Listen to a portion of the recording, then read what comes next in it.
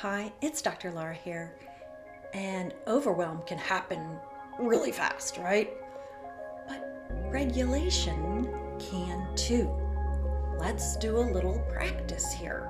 All right, we're gonna do a little body scan. Notice your feet. If you want, you can close your eyes for this. Wiggle your toes. Now notice your belly. What does it feel like? Now notice your chest. How does it feel? Notice your throat. Soften your eyes. Take one breath. Slow release.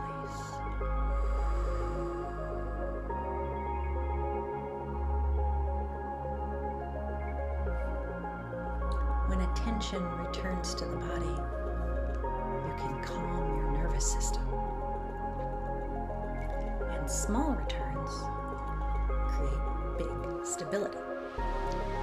Just say it. Thank you and namaste.